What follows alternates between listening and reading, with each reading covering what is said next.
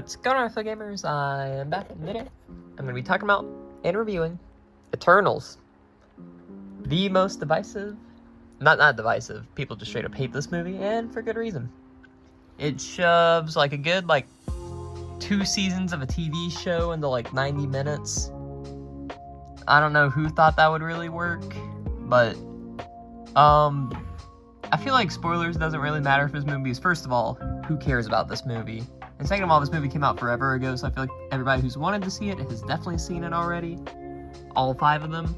But, yeah, I mean, just starting off, this movie has, a crazy ensemble of people. I'm pretty sure there's, 10 Eternals? And that's just the main, team. There's the random dude that they tried to get to be, the Black Knight, which never went anywhere. Harry Styles, which never went anywhere. That weird dwarf dude who never went anywhere. So there's just a bunch of threads where it's okay, they were banking hard on Eternals being, the thing. It wasn't. I mean, don't get me wrong, I don't think anybody in the movie was necessarily bad. They just didn't have time to, really develop. Honestly, I'm gonna be so for real with you guys. I did not watch this movie before this review because I did not want to bore myself again. That's the first time I've done that for one of these.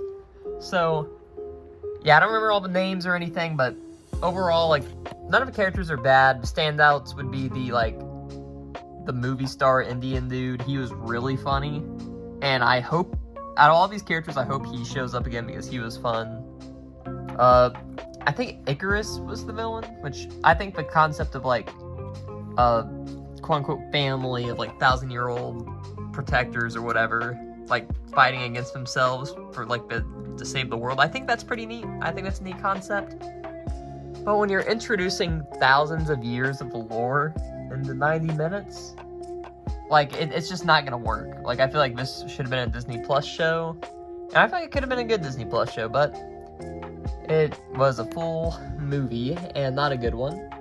But yeah, I mean, obvious plot hole is oh, why didn't they interfere with Thanos, Ultron, any of those people?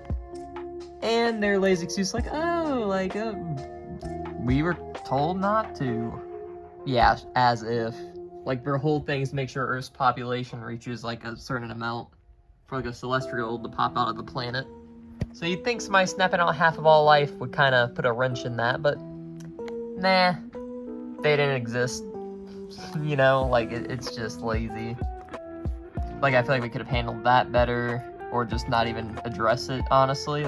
They try to mention it, and it just comes off as, the writers being yeah, we know this makes no sense, but we're gonna roll with it. They could have at least just been ignorant and just ignore it, but no, they just full sent it, which I kind of respect, but at the same time, it's kind of stupid.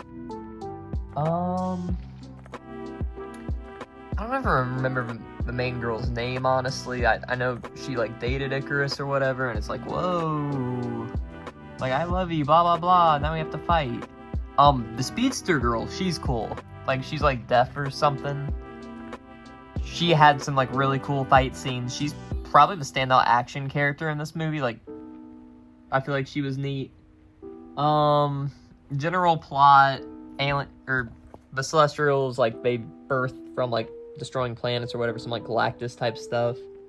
So they sent 10 Eternals at the beginning of time or whatever to Earth to make sure things are good or something.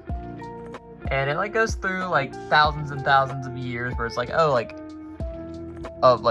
Icarus is based, the story of Icarus, Too Close to the Sun, based off this guy, Gilgamesh based off one of the Eternals.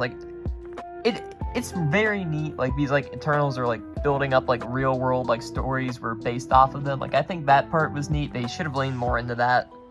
I feel like they could have made a whole movie just about the past 1,000 years. That would have been neat. Custom modern day or whatever. It's oh, your mission, blah blah blah. It's happening. So then some of the Eternals are no, humanity's good and stuff. And the other half is no, we have a job to do or something. So they have a big fight. One of the Eternals is the girl from Grown Ups. Yeah, she just gets murdered. There's this weird side plot about some sort of alien trying to save them. I don't even remember. Yeah, but I mean, obviously the Earth isn't destroyed. Conveniently, no other heroes show up, even though there's world-ending stakes or whatever. There's a giant floating celestial coming out of the ocean. They don't address that for 4 years in universe until Captain America. Icarus literally flies into the sun and burns. I like that reference. That's pretty cool. I gotta give him props for that. That was pretty neat. And then the movie ends with, out of nowhere, a big celestial shows up in the sky and brings in all the Eternals. They're like, your judgment is here, blah blah blah. Wait until the sequel to see what happens. The sequel never happens. Post-credit scene 1, I think his name, Whitman, is recruited by Blade. Yeah, right.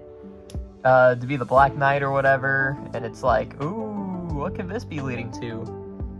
Neither of those characters have shown up before this movie or after, which I think is funny. And speaking of not showing up before or after, the second post-credit scene is some of the Eternals are in space, and then this weird dwarf dude's like, yo, look, this is the brother of Thanos. He's so cool. And then Harry Styles shows up and smiles at the camera.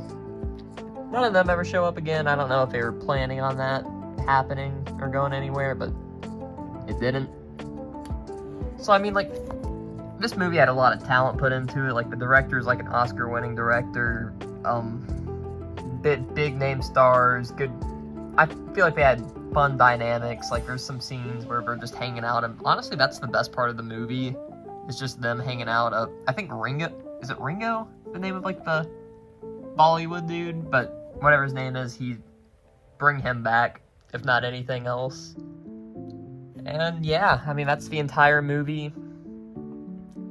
I mean, I'm probably just gonna give it D tier. Honestly, it's down there with Thor: Love and Thunder. I feel like this movie could have been a pretty solid TV show, but they literally shoved thousands of years of stories into 90 minutes, and they expected people to follow along. And they tried to set it up, so it's kind of funny seeing them bank so hard on something and watch it fail. But yeah, D tier. Yeah, I mean, there's nothing else for me to really say. I didn't bother to watch the movie for this review, which I think says more about the movie than anything else that I could say. But on that note, that is all for today. Thank you all so much for watching, and I am out.